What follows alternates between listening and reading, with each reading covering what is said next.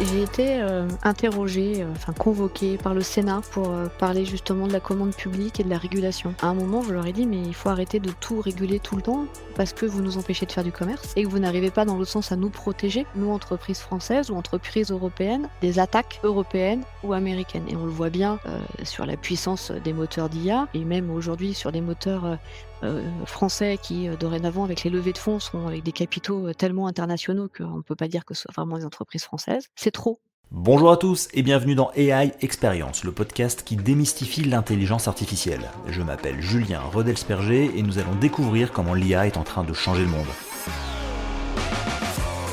Et pour cela, j'ai le plaisir d'être accompagné par Emmanuel Hertel pour ce 60e épisode d'AI Experience en français. Et oui, déjà 60 épisodes. Alors Emmanuel, elle est directrice générale d'Innovation and Trust, la Digital Factory du groupe Tessie, qui est spécialisée dans les, accrochez-vous, Business Process Outsourcing ou BPO, notamment dans le secteur bancaire. Alors aujourd'hui, on va s'intéresser à la manière dont les banques et les assurances intègrent l'IA dans leurs opérations du quotidien.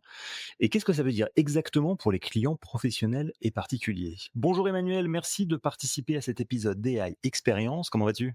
Bah, écoute, je vais très bien. Bonjour Julien, je suis ravie d'être là et de pouvoir, passer, ce moment avec, toi et pouvoir expliquer ou en tout cas tenter d'expliquer, tout ça, aux personnes qui nous écoutent. Eh bien, écoute, merci beaucoup de ta présence. Alors, on va commencer par faire un peu de pédagogie. On va parler d'IA dans un instant, évidemment. Mais avant, on va revenir un peu sur ce que fait Tessie. Donc, Tessie fait du BPO. BPO, ça veut dire Business Process Outsourcing. Alors, j'ai peur qu'on vient de perdre la moitié de notre audience instantanément, alors que c'est un vrai sujet qui est vraiment intéressant et qui, pour le coup, concerne tout le monde, notamment dans le secteur bancaire sur lequel on va se concentrer aujourd'hui. Est-ce que tu peux très simplement nous expliquer qu'est-ce que le BPO pour un ado de 16 ans et nous expliquer surtout pourquoi ça nous concerne tous sans qu'on s'en rende compte? Alors, déjà, tu l'as bien résumé, BPO pour Business Process Outsourcing. Qu'est-ce que ça veut dire? Ça veut dire que nos clients, ce sont des banques, des assurances, mais pas que, hein, ça peut être aussi, du domaine public, du retail, du transport, vont nous déléguer une partie ou tout ou partie de leur processus métier. Qu'est-ce que ça veut dire? Ça veut dire qu'on les remplace, on fait des prestations à leur place, et si on doit le dire simplement, vous croisez tous les jours les activités de Tessie sans jamais le savoir. C'est-à-dire que votre banquier, il y a de fortes chances qu'il ne traite pas votre dossier, mais que ce soit des équipes de Tessie qui le traitent. Pourtant, vous parlez avec votre banquier. Nous, on va lui faire gagner du temps et on va venir faire, les tâches de faible à moyenne jusqu'à très forte valeur ajoutée.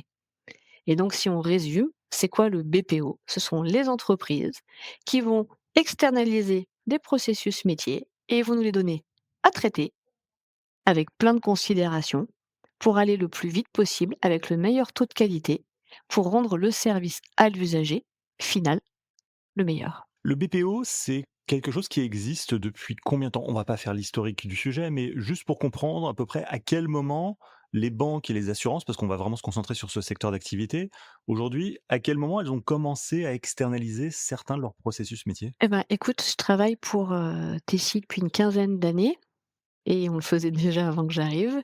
Mmh. Tessie a plus de 50 ans. C'est une entreprise qui a été créée en 1971. Donc tu vois déjà en 1971, on externalisait, des processus. Ça a démarré par le traitement des chèques, puis ensuite au fur et à mesure par les processus financiers, puis après, les traitements qu'on appelle de back office de gestion, heu et tout ça a évolué.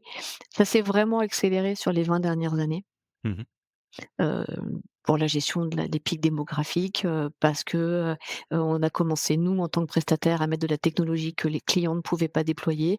Puis, c'est l'histoire, mais il y a plus de 70 ans, plus de 50 ans pardon, on externalisait déjà les processus métiers. D'accord, et donc aujourd'hui dans la banque ou l'assurance, ça ressemble à quoi une journée typique, on va dire sans BPO et avec BPO? Alors, sans BPO, c'est plus long, ça coûte plus cher.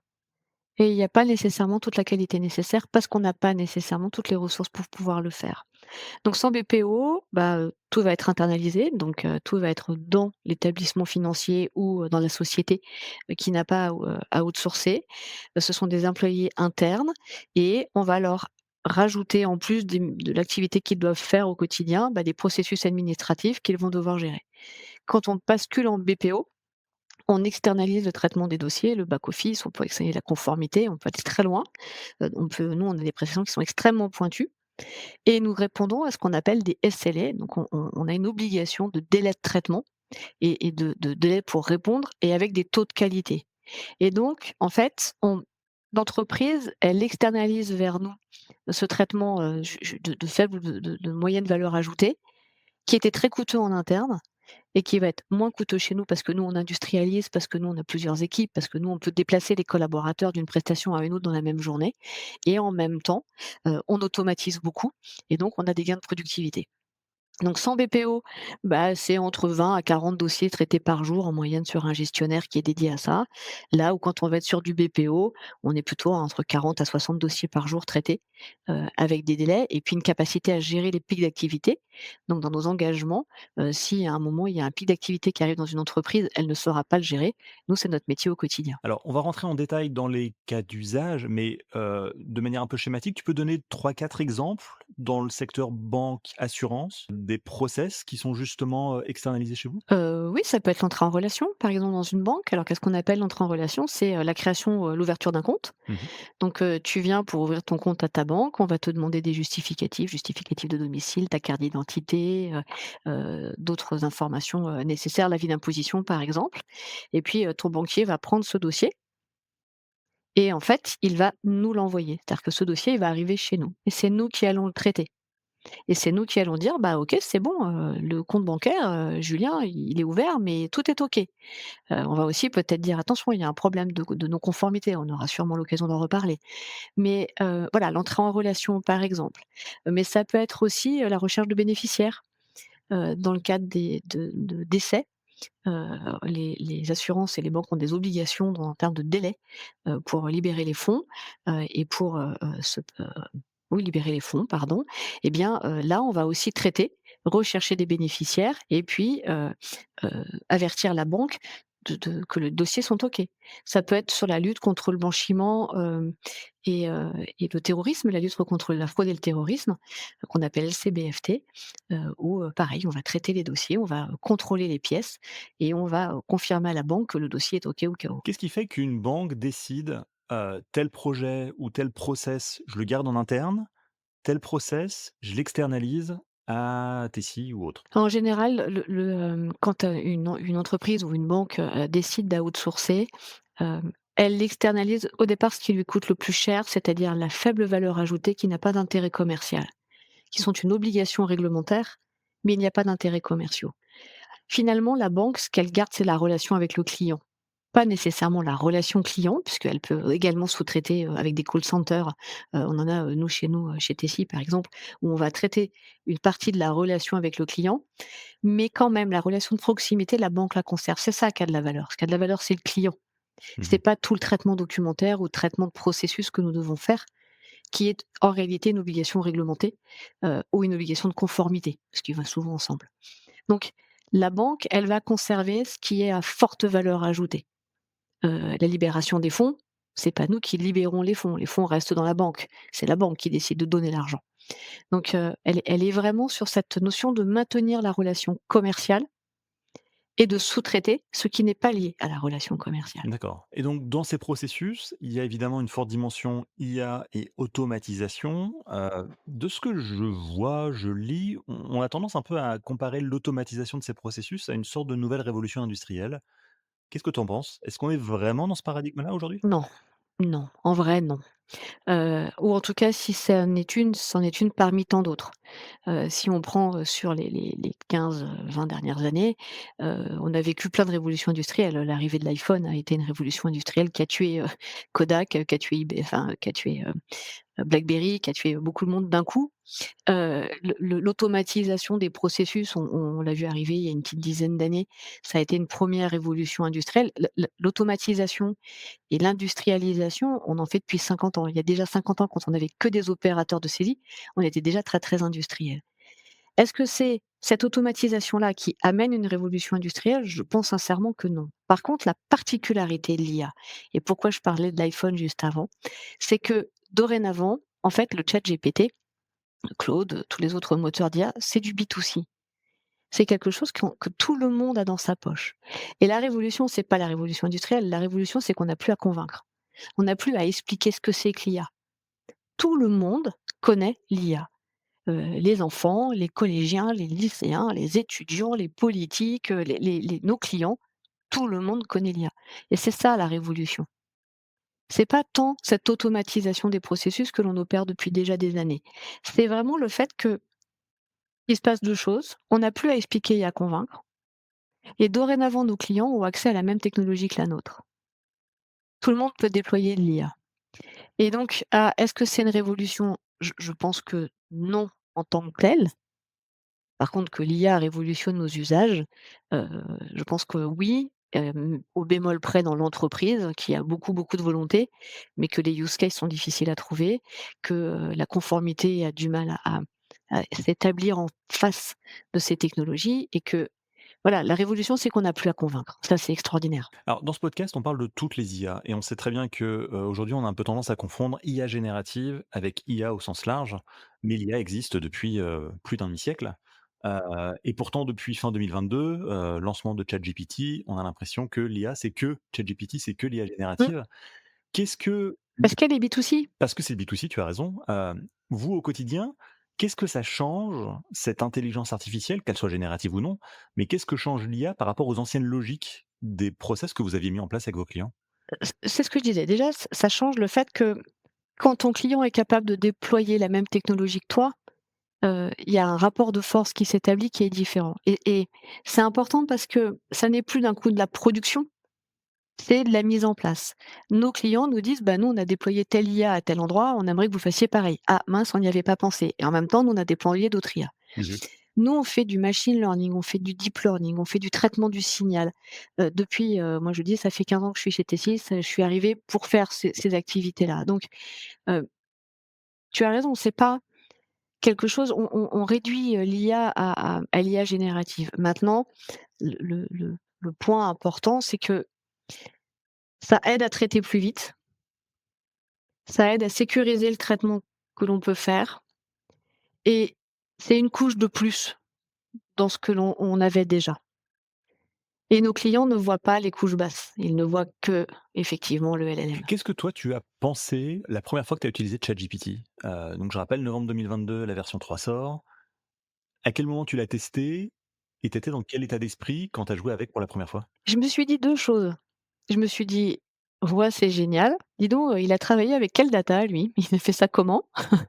Très, très vite. Ouais. Je me suis dit: «On va avoir un vrai sujet de protection de la data et de l'information». J'ai peut-être, un défaut sur ce sujet-là, mais ça m'a happée et après je me suis dit: «Cool, on va pouvoir jouer et on va pouvoir intégrer dans des gestions de processus automatisés, au-delà du RPA qu'on avait déjà déployé, qui était aussi une révolution, hein, le déploiement du RPA dont on parlait tout à l'heure. RPA, pardon, tu peux préciser? C'est, tout ce qui est l'automatisation, les processus, c'est les robots, en fait. C'est les robots qui permettent d'automatiser les processus métiers, et c'est vraiment du copier-coller. C'est de la tâche, répétitive. Au lieu de faire du fichier Excel A au fichier Excel B, tu copies-colles avant et bah, aujourd'hui, il y a un robot qui le fait et voilà, c'est ce que je me suis dit, c'est un génial, 2 ils ont entraîné comment les datas? Ça sort d'où? Et 3 voilà, on va pouvoir s'amuser et l'intégrer, sur nos couches applicatives.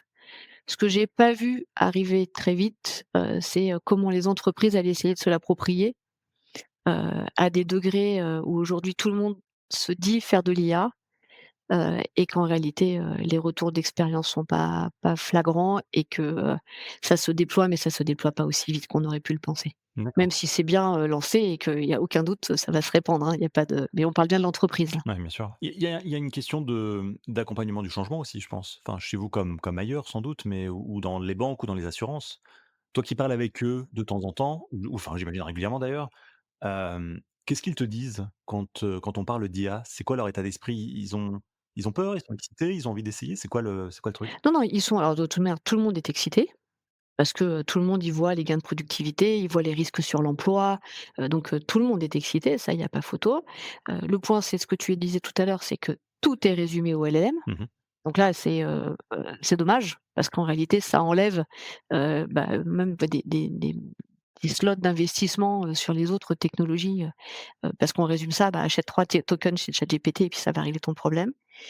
Heu, le point, il est que tout le monde est excité parce que tout le monde cherche des use cases, parce que tout le monde cherche des gains de productivité et de la rationalisation économique. Et j'ai pas croisé encore un client, peu importe son activité, qui me dit: «Je veux faire ça pour la beauté de l'art». Tout le monde dit: «Bah, comment on va pouvoir rationaliser? Quel gain de productivité? Quel pourcentage de gain de productivité on va pouvoir gagner?» qu'ils ont déjà gagné en outsourçant et là de rechallenger. La vraie ré la le vrai pour moi, le vrai point, il est que tout le monde a son avis. Ça n'est plus un débat d'experts. C'est un peu comme le football, en fait. Tout le monde a enfin, tout le monde est on dit quoi? Tout le monde est capitaine, ou sélectionneur de l'équipe de France. Bah, voilà, bah, c'est la même chose. Tout le monde est potentiellement un patron d'OpenAI. Donc voilà, tout le monde a son avis, mais Et c'est vrai que quand on parcourt LinkedIn aujourd'hui, c'est un peu ça, hein, ah c'est mais moi je suis des épatée du nombre d'experts d'IA. Des gens qui t'expliquent qu'ils font de l'expert d'IA. Écoute, moi je le redis, ça doit faire, 25 ans aujourd'hui que je suis dans le monde du logiciel, on faisait déjà de l'IA il y a 25 ans. mmh Je connais des gens qui peuvent aujourd'hui dire que ce sont des experts de l'IA, ça fait 25 ans que je les vois faire. Voilà, je découvre pas des gens, mais c'est très intéressant parce que ça veut aussi dire que, cette technologie s'est tellement simplifiée qu'elle est accessible à tous. On est tous devenus très, très intelligents. C'est ça, a avec ou grâce à l'IA, exactement. Emmanuel, en préparant l'émission, on a évoqué quelques exemples d'applications très concrètes d'IA dans les process banque assurance. Tu m'as évoqué par exemple la gestion des absences des employés, la question de la fraude, on parlait du scoring des clients pour obtenir un prêt, et cetera. Est-ce qu'on peut revenir un peu concrètement sur ces exemples pour bien comprendre ce que change l'IA dans ces opérations? Oui, alors je vais pas tout je peux t'en donner, mais pas tout donner. On va parler par exemple des ressources humaines, Mmh. qui ne sont pas des traitements de back office pour le coup, mais vraiment des ressources humaines. Tu as suivi qu'aujourd'hui on a, un grand nombre d'arrêts, maladie, hein. Ça a augmenté, plus de 58 d'augmentation en 5 ans sur le nombre d'arrêts maladie de plus de 2 mois, dans les entreprises, quelles qu'elles soient. C'est, quelque chose qui coûte énormément cher puisqu'on est à 30 millions d'euros de fraude en 2024 sur la sécurité sociale sur les arrêts maladie versus 8 millions d'euros en 2023.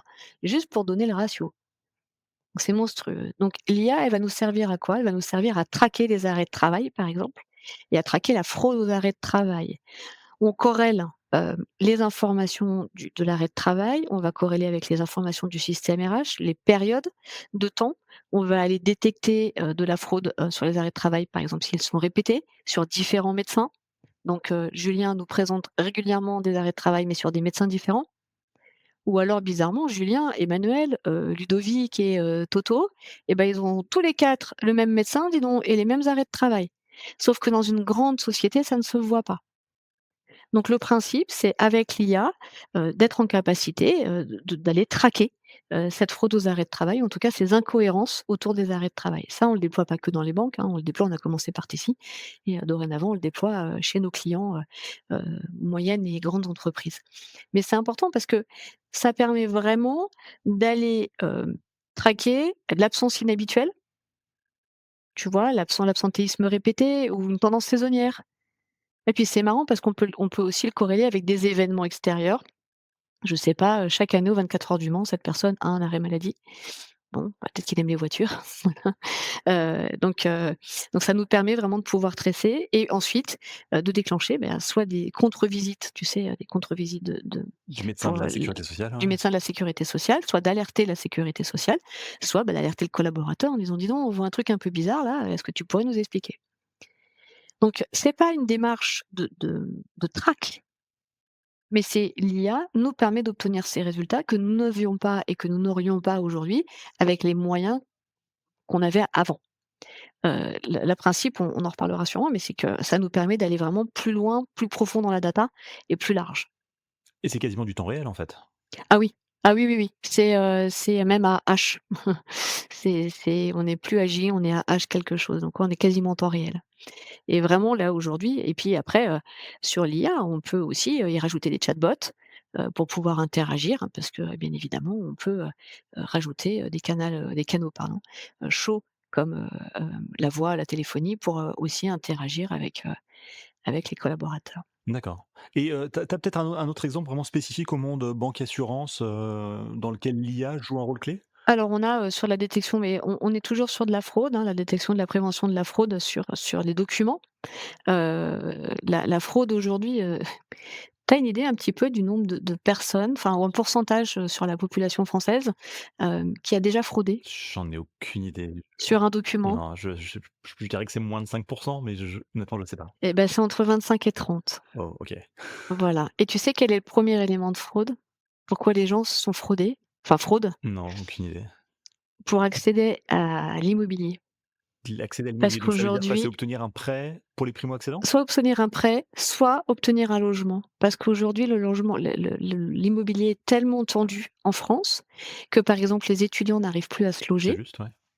et donc, eh bien, c'est toujours les meilleurs dossiers qui vont être pris et donc je fraude dans ma déclaration pour obtenir un bien immobilier ou en tout cas une location. Et pourquoi on parle de ça? C'est que les banques en général financent, Mmh. ou ont des principes, d'accompagnement sur les sociétés de logement, par exemple, et eh bien, c'est, 65 000 000 d'impact, de fraude, documentaire. Et donc la fraude, c'est quoi? C'est, j'ai pas tout à fait mis le bon bulletin de salaire, D'accord. parce qu'il y a des sites qui me permettent de faire des bulletins de salaire. Et puis, bon, bah, j'ai pas mis toutes les informations, voire même j'ai pas mis ma vraie carte d'identité, parce que je porte un prénom ou j'ai une couleur de peau qui me permettra d'avoir un dossier moins bon que l'autre à côté. Donc je vais frauder. Et nous, bah, malheureusement, notre travail, c'est détecter les fraudeurs. Donc on vient regarder sur, la carte d'identité, on va croiser avec, les bulletins de salaire, on va croiser avec les lieux géographiques, on va vérifier la cohérence des informations, et on va traquer, tout signe anormal sur le dossier. Et donc ça, c'est quelque chose que les banques vous demandent de faire? En fait, elles externalisent justement pour s'assurer que les dossiers qui rentrent chez elles et que les banques ou les assurances financent soient vraiment béton, avec des informations 100% sûres et certes. Exactement. Bah, qu'en tout cas, les informations ont été, validées et contre-validées, avant, bah, libération des fonds ou libération du bien, et s'assurer qu'on a quand même affaire à un bon payeur. Mais c'est rigolo parce qu'il y a pas très longtemps, je discutais avec un promoteur immobilier, un très gros promoteur immobilier, dans le logement social, et qui disait que finalement les gens qui fraudaient, parfois étaient les meilleurs payeurs. OK. Donc c'est peut-être pas la bonne référence, mais heu, mais voilà, donc en tout cas on traque, l'usurpation, la falsification de documents d'identité, on traque les faux justificatifs d'identité ou de domicile, on traque toute la falsification des documents de crédit ou de solvabilité. Voilà, on va essayer de traquer l'intégralité et on Et ça, c'est des choses qui se faisaient à la main précédemment et qui aujourd'hui font appel à des moteurs ouais, d'IA, tout c'est à ça, fait. hein? Ça se faisait déjà un peu en automatique. Donc on avait déjà des outils de reconnaissance automatique de documents, de lecture automatique de documents. On pouvait voir si les documents étaient grattés. Et puis, objectivement, les opérateurs de saisie que nous avons chez Tessie sont des experts. Donc même à l'œil, ils arrivent à repérer des choses. Mais là, on est venu en fait avoir des opérateurs, ce qu'on appelle des opérateurs augmentés. Et grâce à l'IA, ils sont plus forts. Donc en général, on a un traitement d'IA et sur tout document qui porte doute, où le moteur d'IA dit, «Moi, je suis pas tout à fait sûr», un opérateur humain va venir contrôler. C'est quoi l'histoire la plus folle que tu aies rencontrée dans ce domaine, dans le domaine de la fraude, par exemple, au cours des dernières années? Tu as une anecdote comme ça qui te reviendrait en mémoire? Le plus dingue, c'est la vraie fausse carte d'identité. La vraie fausse carte d'identité, c'est-à-dire? Ça me bluffe. Et celle-là, elle est hallucinante. Bah, c'est des gars, ils ont pas peur. Alors des gars, des filles, hein, ce sont des personnes, pardon, qui ont pas peur, qui vont, bah, tout simplement aller sur le portail du gouvernement, faire une vraie demande de carte d'identité, Mmh. tout est faux, et vont réussir à obtenir cette carte. OK. Et c'est arrivé 2 fois, alors, c'est pas arrivé plus, hein, et il y a beaucoup de pare-feu, côté, portail de l'État, donc c'était, extrêmement bien fait. C'est limite à se dire: «C'est tellement bien fait qu'il faut le laisser passer». Tu vois? Enfin, je veux dire, faut respecter le travail de la personne. Mais heu, mais voilà, le plus faux que j'ai vu, c'est ça, c'est les vraies fausses cartes d'identité, c'est-à-dire des gens qui ont pas peur d'aller même chercher devant un opérateur de la préfecture, sa carte d'identité qui, en réalité, n'en est pas une vraie. Et donc les services de l'État ne l'ont pas vu, mais vous, vous l'avez vu par contre? Alors nous, on l'a vu, mais on l'a vu en même temps que les services de l'État, parce qu'on faisait un test. Donc voilà, on l'a vu en même temps, c'est pour ça que je te dis, c'est quand même très fort, mais là, tu te dis: «Bon, il y avait du grand respect». OK. Est-ce que vous faites des tests des fois en interne en se disant: «Tiens, c'est un «faux dossier» entre guillemets», Mais juste pour tester la capacité de nos opérateurs ou nos systèmes à détecter les fraudes? Ah ouais, bien sûr, tout le temps. Nos systèmes, ils sont testés en permanence. Alors de toute manière, l'IA, ça s'entraîne. Les algorithmes, avant même de parler de l'IA, c'est tous nos algos doivent être entraînés.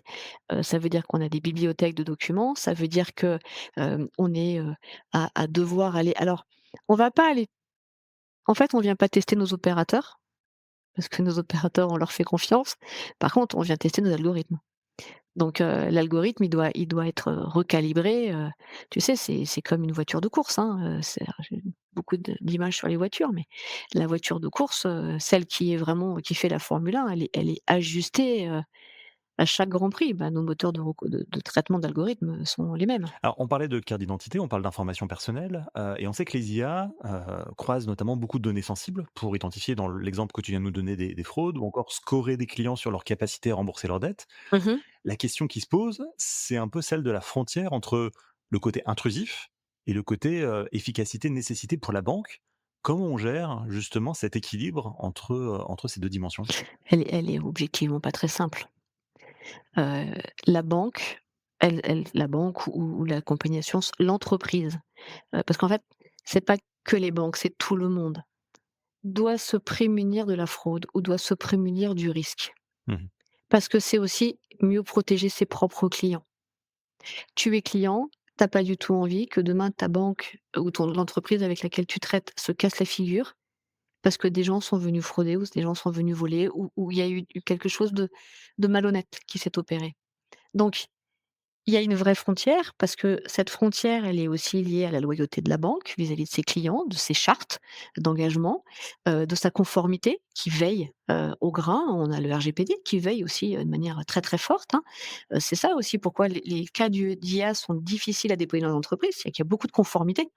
Là où dans ta poche, tu n'as pas de conformité, tu n'as que celle que tu veux lui donner et donc la frontière, elle est j'ai jamais vu un client, heu, dépasser les bornes. J'ai eu des relations avec des clients pour que ça dépasse les bornes, mais en tout cas, je n'ai jamais vu un client nous dire: «Voilà, vous devez être dans l'intrusion». Non, il y a des règles, il y a il y a des règles à respecter et la banque les fixe. Donc et elle est extrêmement rigoureuse. Donc oui, son devoir à elle, c'est de se prémunir de la fraude parce qu'elle entraîne un risque économique. Mais pardon, excuse-moi, Amina, je t'interromps, mais la banque est d'autant plus rigoureuse, mais en réalité, elle est pas vraiment un risque parce que c'est pas elle qui fait le travail, c'est vous. Oui, Elle externalise le mais travail. c'est elle qui est responsable. D'accord, c'est elle qui est responsable? C'est pas parce qu'elle externalise le travail elle ne maintient pas sa D'accord, responsabilité. Vis-à-vis de toi, la banque est responsable. Je suis responsable du traitement que j'opère pour la banque. Mais s'il y a un problème, qui est responsable? Le client. Et donc ce qui est, pour ça que c'est passionnant de travailler avec les organismes financiers ou les organismes d'assurance ou mutualistes parce qu'il y a cette rigueur. C'est un métier qui est un métier réglementé, c'est un métier qui est contrôlé et donc par définition, nous sommes réglementés et nous sommes contrôlés. Et donc, il y a une vraie c'est pas le monde de oui-oui, hein, bien évidemment derrière tout ça, il y a des intérêts économiques, mais ce sont des intérêts économiques pour protéger l'activité commerciale de l'entreprise. Donc, d'accord. il y a pas de est-ce qu'il y a une frontière entre efficacité et intrusion? Oui, il y en a une de fait par le fait que ce soit réglementé et contrôlé et puis parce que la banque, elle respecte son client. Maintenant, on nous demande d'aller loin. D'accord. Vous avez déjà eu des clients vous avez déjà eu, pardon, des clients qui vous disent: «Tiens, je veux plus d'informations que j'en ai réellement besoin» et vous, vous leur avez dit: «Bah, non, à un moment donné, on met un stop parce que Non, légalement, vous pouvez pas jamais. nous demander de faire Alors autant de non, choses». jamais. Alors c'est pas ça. Alors déjà, je pense qu'ils sont économiquement raisonnables parce que ça coûte pas rien. Donc il y a un impact, financier, Mmh. qu'on leur facturerait et aujourd'hui si ça devait être le cas, je pense que la banque n'externaliserait pas ce point-là. Elle le garderait en interne. Je ne le enfin, en tout cas, on n'a jamais eu cette demande de clients qui demandaient au-delà et d'ailleurs, on a bien des verticales métiers finalement, tu vois? On traite de lutte contre, le blanchiment, la fraude et le terrorisme. C'est une équipe, qui sait faire ça et elle le fait pour plein de banques. Mais elle fait le même LCBFT pour toutes les banques. Donc non, on n'a jamais eu de clients, déraisonnables qu'on devrait raisonner. Quand tu parles aux collaborateurs des banques et des assurances, aux personnes qui sont au contact des clients, qu'est-ce qu'ils te disent? Est-ce qu'ils te disent, en gros: «Merci de me faire gagner du temps» Ou alors, je suis un peu inquiet quand même pour mon futur à l'idée de perdre mon emploi à cause de l'IA. Alors malheureusement, je parle très, très peu aux banquiers qui sont en face des clients. Je parle beaucoup aux banquiers qui sont dans le back office. Mmh. Donc je suis vraiment dans les gestionnaires. Donc je parle pas aux commerciaux, en fait, puisque ton conseiller, bancaire est un commercial. Nous, on parle très peu aux commerciaux. Par contre, dans nos interlocuteurs à nous, c'est déjà ils externalisent depuis très longtemps, donc c'est rentré dans les mœurs. Il y a pas de peur de perdre son travail ou alors dans ces cas-là, c'est tout le monde a peur. À part, le boucher et le plombier, il y a pas grand monde qui a peur de pas perdre son travail à cause de l'IA. Mmh. Mais c'est pas du tout appréhendé comme ça. C'est plutôt: «Merci de nous donner un coup de main à nous accélérer pour pouvoir peut-être gagner la compétition». On a personne qui nous dit, «Quand vous faites ça, on va perdre notre travail demain». D'accord, c'est juste on travaille mieux, plus efficacement et les tâches un peu ingrates finalement, on les délègue à l'IA. C'est ça et d'un coup, on va pouvoir aussi proposer d'autres services à nos clients ou aller, nous diversifier, et ça, c'est important pour nous. D'accord, OK, parfait. Alors on va rentrer un petit peu dans le détail de l'IA, puisque tu me disais en préparant l'émission que pour faire tourner les BPO, hem, vous n'utilisez pas les modèles d'IA type, ChatGPT d'OpenAI ou Gemini de Google, mais des modèles de langage open source qui sont faits en interne. Tu peux juste réexpliquer un peu, alors pourquoi ce choix? Comment ça fonctionne surtout? Alors déjà, on fait, on a plusieurs éléments. Soit on utilise, ça peut nous arriver le ChatGPT, mais dans ces cas-là, sur les tenants Azure, heu, qui sont les nôtres, de telle façon à ce qu'on ne prenne pas de risques. Notre premier élément, c'est que la data ne doit jamais sortir. Mmh. Ça, c'est une règle que nous avons en interne, mais qui est aussi un engagement auprès de nos clients, donc on n'a pas de data qui sortent. La deuxième, c'est que, lorsqu'on intègre de l'IA dans nos et on parle toujours du LLM, hein, parce que là, on parle ni de machine ni de deep learning, on est vraiment sur la partie du LLM. Notre volonté est d'intégrer des moteurs d'IA open source, libres de droit d'usage commercial, que nous allons les faire tourner sur nos propres GPU, sur nos propres data centers pour garantir la souveraineté. C'est extrêmement important pour nous. Et tu te rappelles quand tu m'as dit tout à l'heure: «Mais comment tu as réagi, quand tu as eu le ChatGPT?» Je t'ai dit: «Ouais, c'était super. Comment il a entraîné ses datas et d'où est-ce que ça vient?» Voilà, eh bien, ça doit être un défaut professionnel parce que, aujourd'hui chez Tessis, c'est comme ça que ça fonctionne. C'est-à-dire que notre objectif à nous, c'est de faire tourner, nos IA sur nos environnements propriétaires. Ça, c'est extrêmement important pour nous.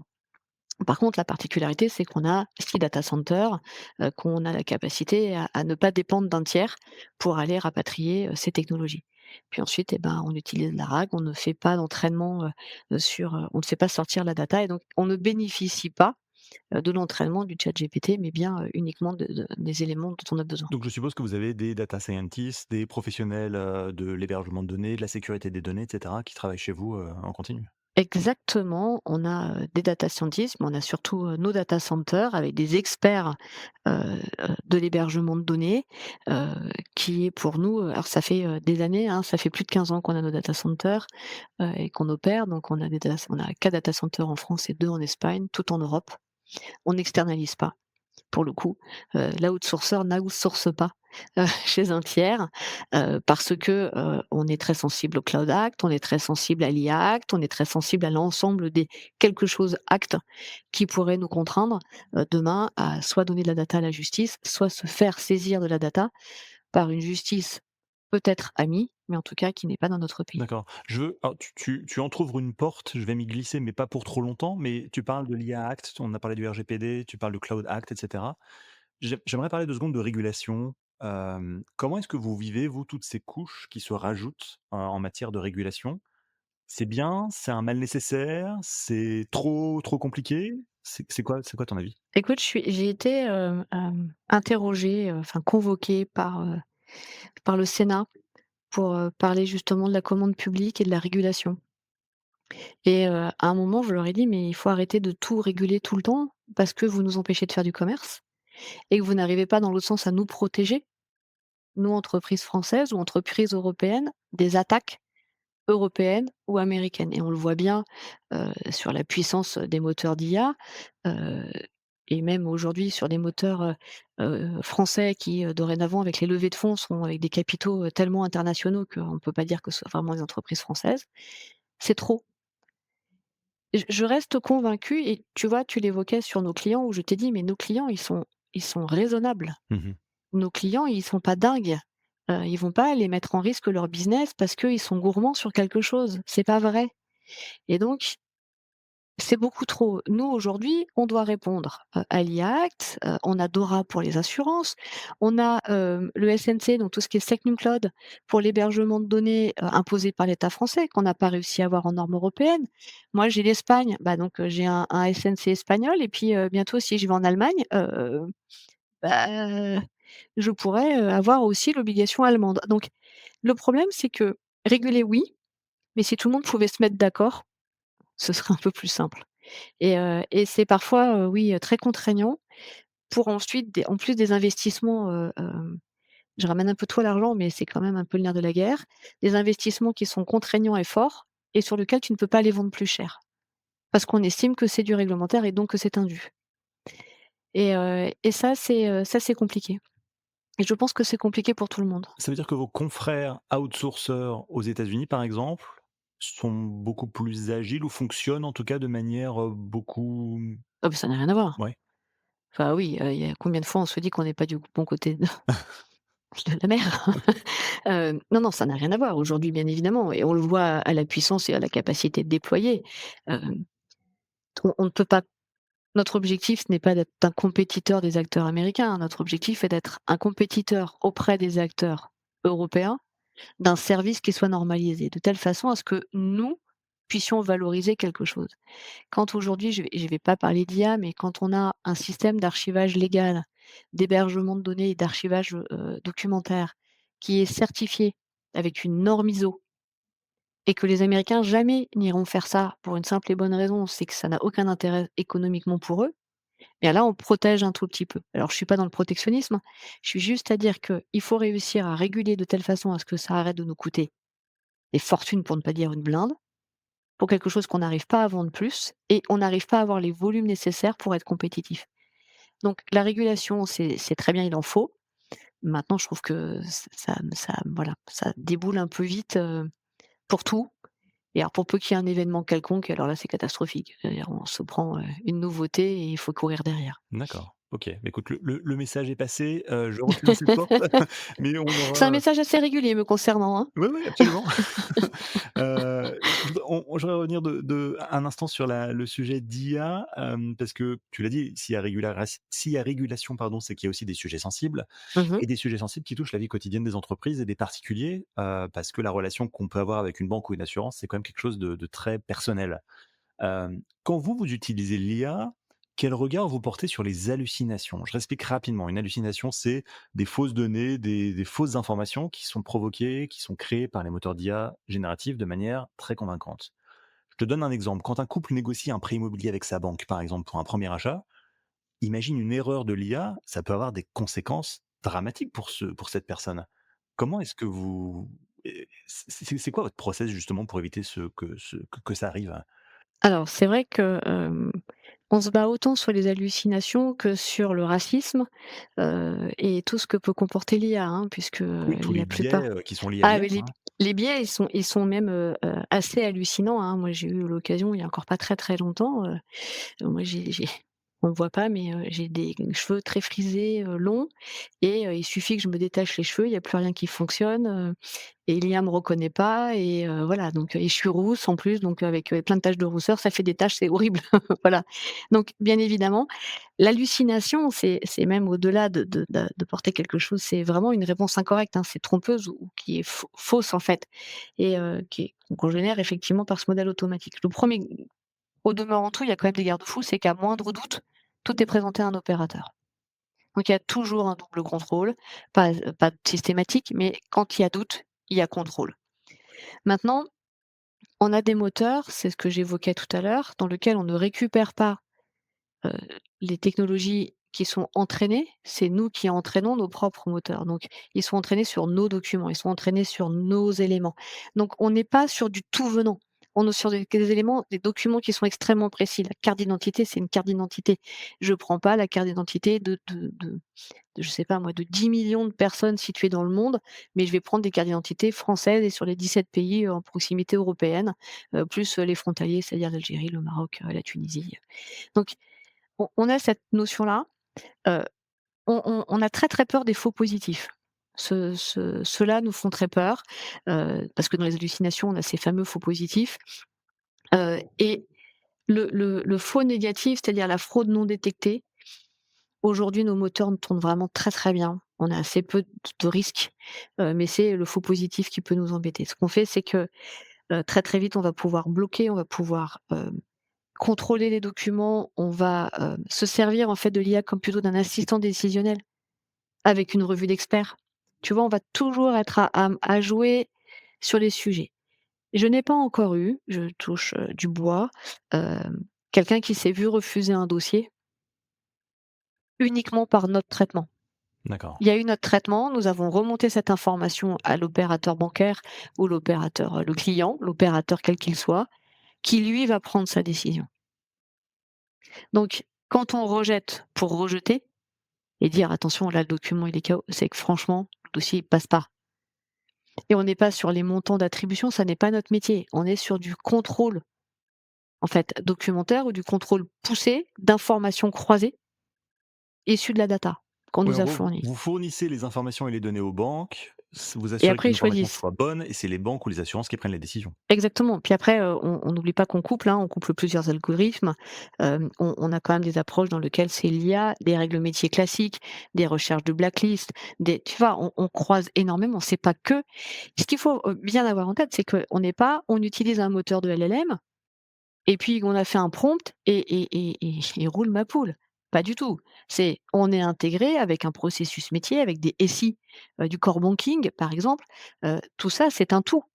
Et c'est fondamental parce que tu l'évoques, refuser quelque chose ou informer qu'il y a une fraude ou informer que, c'est KO, il y a un risque quelque part, que la personne était de bonne foi et n'obtienne pas, ce qu'elle devait. Par contre, elle a toujours un interlocuteur commercial. Donc quand ce couple dont tu parles, lui, il parle à un humain, il voit un banquier. Donc lui, il sait expliquer. Nous, on a fait que pousser de l'information, en fait. D'accord, OK, très clair. Quel message tu souhaiterais, faire passer aux jeunes diplômés qui rêveraient de travailler dans la banque? Ça va ressembler à quoi leur futur? Est-ce qu'ils doivent, à à quoi ils doivent s'attendre? À travailler avec des algorithmes? À travailler toujours avec des humains? Ça va ressembler à quoi le futur des back office pour les jeunes diplômés aujourd'hui? Alors je suis pas banquier. Donc répondre à C'est la vrai. question, ne travaillant pas pour une banque, je ne me permettrai pas de me positionner sur cette réponse. C'est-à-dire que je ne vais pas te dire ce que sera l'avenir de la banque. Par contre, je peux te dire ce que sera l'avenir de Tessie, heu, dans le monde de la banque. Ça va être, un métier dans lequel, on sera plus ce qu'on appelle tech-enabled services. On va mettre de la tech à peu près auprès de tous nos opérateurs ou nos collaborateurs. Et donc, le métier que l'on proposera à nos clients bancaires, c'est d'automatiser plus, encore et encore, mais toujours avec des cerveaux. L'humain ne va pas disparaître demain matin. Nos métiers vont peut-être changer, Mmh. mais regarde même nos métiers à nous, c'est-à-dire que nous, aujourd'hui, on travaille avec l'IA, on développe avec l'IA, on développe nos logiciels avec de l'IA, heu, c'est notre métier, mais on est devenu tech enabled services finalement. On a la technologie, on est un humain et on porte du service. Et donc, je ne sais pas dire ce que sera le métier de la banque, mais par contre, je sais dire que nous, chez Tessie, nous allons continuer à accompagner nos clients bancaires avec plus de technologie, mais ils auront toujours affaire à nous, les humains. D'accord. Mais sans qu'on vous voie, vous restez toujours un peu caché, c'est ça? Ah, nous, on est toujours cachés. Nous, alors, on fait vraiment un métier de l'ombre. D'ailleurs, tout le monde croise du Tessie tous les jours dans son quotidien et pourtant il ne le sait pas. Une petite, parenthèse, alors en France, hein, heu, nous avons été, l'opérateur qui générait tous les codes barres pour les passes sanitaires, test antigénique et test et le deuxième test dont j'ai oublié le nom, tu vois? Comme quoi ça passe assez vite le Covid. Donc tout le monde a eu du Tessie dans sa poche pendant toute la période Covid. C'est pas un peu frustrant de se dire: «On est partout ou presque, mais personne nous connaît»? Ah non, c'est génial. Ouais, non, c'est pas grave, c'est génial. Tu sais, on fait un demi-milliard d'euros de chiffre d'affaires, on est une société française, on a 13 000 collaborateurs. C'est génial. C'est quoi le projet le plus enthousiasmant sur lequel toi ou tes équipes travaillent? Qu'est-ce qui te donne envie de dire: «Waouh, j'adore ce pourquoi je me lève enfin, c'est ce pourquoi je me lève le matin et voilà pourquoi je fais ce métier»? Alors je me lève pour mes équipes le matin, presque plus que pour le projet, mais il y a 2 projets que je trouve passionnants. Il y a un projet, professionnel qui est qu'on développe une solution de business process automation. On la développe depuis 3 ans, donc on est arrivé au bon moment de la démocratisation du LLM pour pouvoir l'intégrer, sans plus avoir à convaincre et là, on est en train d'opérer une véritable révolution, en tant qu'éditeur sur cette solution. Ça fait 3 ans. C'est une idée qui est sortie de ma tête, un jour à la machine à café, et en disant: «Voilà, c'est vers là qu'il faut qu'on aille» et c'est passionnant. On a l'appui de notre groupe. On Ce sont des beaux investissements et financiers, mais aussi d'équipe et on a une équipe qui est brillante et qui apporte une perspective d'avenir à toutes mes équipes qui éditent des logiciels aujourd'hui et puis, dans l'autre sens, c'est comment, heu, continuer à voir, mon enfant grandir au monde de l'IA et j'ai la chance d'avoir un petit garçon qui est un véritable geek, heu et qui, aujourd'hui développe des programmes d'IA à 11 ans et pas parce qu'il est brillant, juste parce qu'il a cette technologie à disposition et qu'il peut s'amuser avec et ça, je trouve ça passionnant parce que moi, si à 11 ans, on m'avait donné des moteurs de LLM, je pense qu'aujourd'hui, je serais sur la lune. J'imagine effectivement. Heu et Emmanuel, on sait qu'aujourd'hui, notamment en France, mais être une femme dans le dans un poste à un poste de direction dans une entreprise tech, globalement, ça reste quand même un défi et on est très loin de la Mmh. parité. Hem, Qu'est-ce que tu aimerais dire aux petites filles, qui, dans 1 ou 2 décennies, évolueront dans un monde qui sera vraiment AI first? Bah, tu vois, je te parlais de mon fils, juste avant, c'est la première chose qu'il faut dire à nos enfants, peu importe, filles ou garçons, c'est, ne laissez personne ne vous arrêter, personne. J'ai grandi en banlieue, j'ai grandi dans une cité. Je n'ai pas de diplôme d'ingénieur. Je ne suis pas vouée à être là où je suis aujourd'hui Mmh. et pourtant, il y a rien qui m'a arrêtée. Par opportunité, parce que ça s'est fait comme ça peut-être, ou aussi parce que j'étais pas si mauvaise que ça. Mais dites à tous vos enfants de ne pas s'arrêter et d'être ce qu'ils sont, parce que c'est comme ça qu'ils vont réussir et je n'arrêterai pas ça aux enfants filles. Je le dirais, si tu t'appelles, Mohamed ou si tu t'appelles Amadou, ou que tu grandisses, il y a pas de sujet.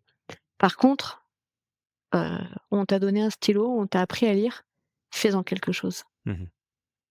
et après effectivement, être une femme aujourd'hui, dans la tech, être patronne d'équipe de développeurs, heu, c'est extrêmement difficile, et sans je pas du tout faire pleurer dans les chaumières, c'est extrêmement difficile.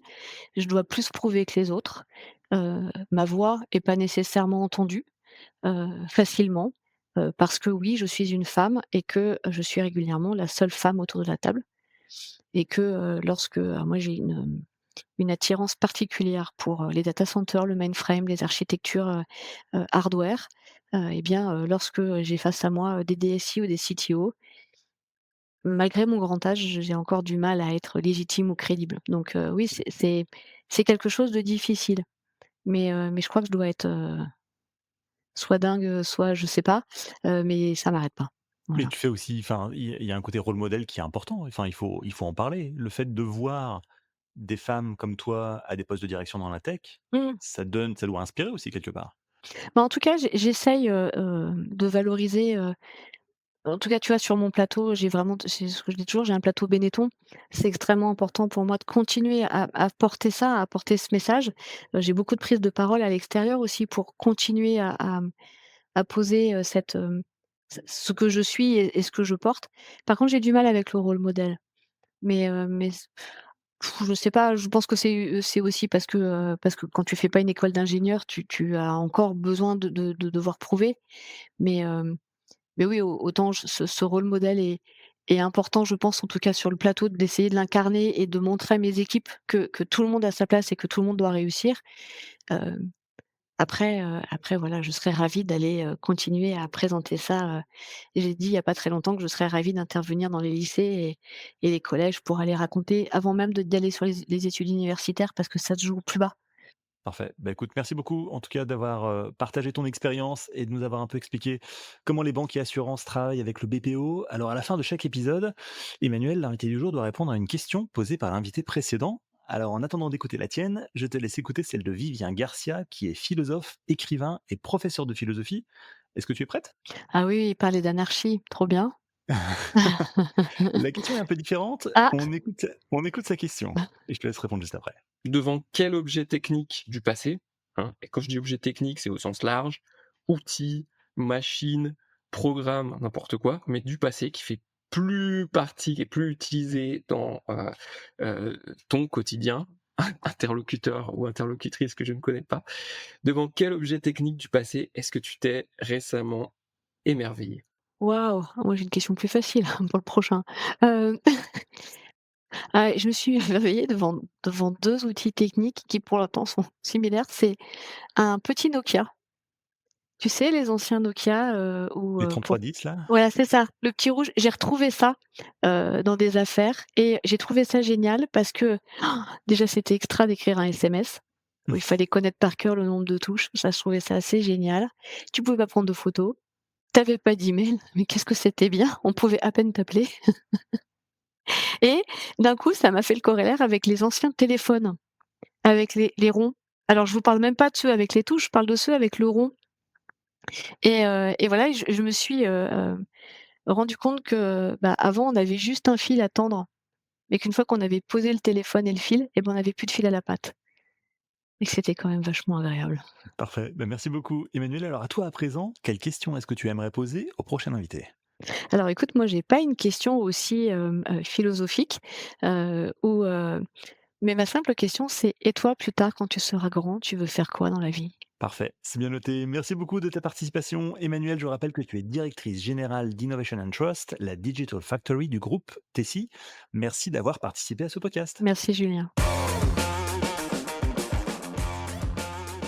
Si vous avez aimé cet épisode, n'oubliez pas de vous abonner à l'émission sur votre plateforme de podcast préférée. Votre soutien compte et vos commentaires peuvent aider à partager cette expérience avec d'autres. Vous pouvez aussi visiter le site web ai-experience.io pour aller plus loin. À très vite pour un nouvel épisode.